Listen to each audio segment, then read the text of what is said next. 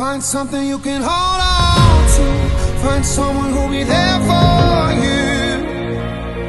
Cause that's all that really matters in the end. Find somewhere you can come home to.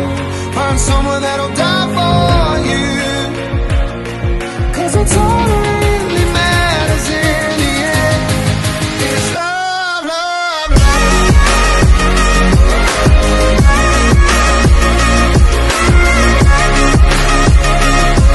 Cause that's all that really matters in the end.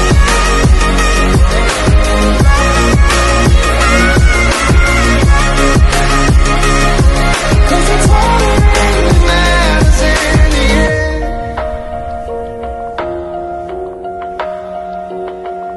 It's hard to tell the truth when you lie to yourself.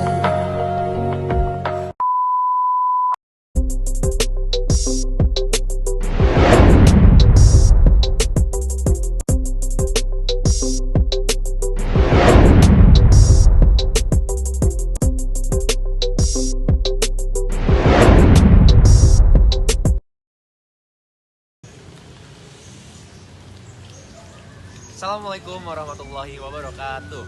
Shalom, Om Swastiastu, Namo Buddhaya, salam kebajikan buat kita semua. Kami dari kelompok 5. Nah, kelompok 5 akan memaparkan materi tentang hukum administrasi negara. So, Check it out.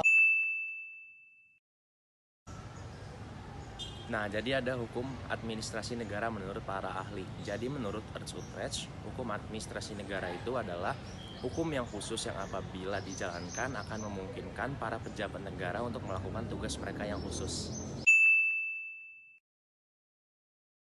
Nah, selanjutnya ada hukum administrasi negara secara umum. Jadi hukum administrasi negara itu adalah hukum yang mengikat alat administrasi negara dalam menjalankan tugasnya. Nah, dalam menjalankan tugasnya ini harus senantiasa mementingkan kepentingan warga negaranya.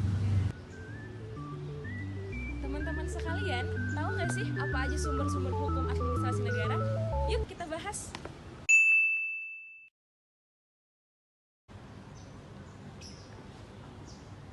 Adapun sumber-sumber hukum administrasi negara, yang pertama ada peraturan perundang-undangan, yang kedua ada kebiasaan atau praktek hukum, yang ketiga ada jurisprudensi, dan yang keempat ada doktrin, dan yang kelima ada traktat.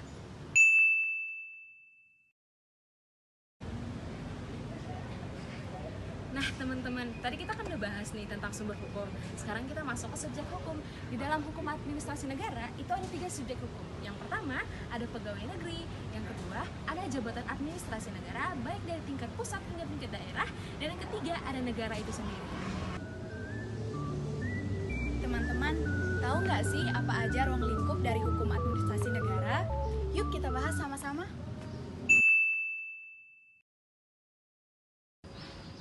Menurut Prajudi Atmasudirjo, hukum administrasi negara memiliki 6 ruang lingkup. Apa aja sih? Yang pertama, hukum tentang prinsip-prinsip umum dan dasar-dasar administrasi negara. Yang kedua, hukum tentang aktivitas negara khususnya yang bersifat yuridis. Yang ketiga, hukum tentang organisasi negara. Yang keempat, hukum tentang administrasi negara, daerah, dan wilayah, yang terutama hukum administrasi kepegawaian dan keuangan. Yang kelima, hukum tentang sarana-sarana administrasi negara yang dibagi menjadi hukum administrasi keuangan, hukum administrasi kepegawaian, hukum administrasi material, dan hukum administrasi perusahaan negara. Serta yang terakhir, yang keenam, ada hukum tentang peradilan administrasi negara.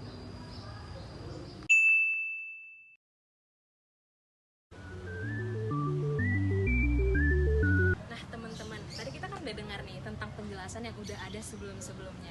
Nah, sekarang kita masuk untuk menarik kesimpulan bahwa hukum administrasi negara merupakan hukum yang mengatur hubungan antara pemerintah dengan warga negara. Dan untuk negara hukum seperti Indonesia sendiri, hukum administrasi negara menjadi penting karena dalam setiap penyelenggaraan pemerintahan yang ada harus berdasarkan hukum yang mengatur. Sekian pemaparan dari kelompok kami. Kurang lebihnya kami mohon maaf. Assalamualaikum warahmatullahi wabarakatuh. Shalom, Om Santi Om. Namo Buddhaya. Salam kebajikan bagi kita semua. Terima kasih. Terima kasih. Oh, iya.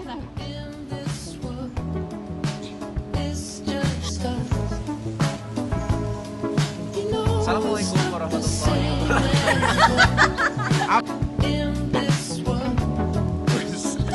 Udah ya. Salam kebajikan bagi kita semua. Terima kasih. Terima kasih. Kelompok 5 Jaya.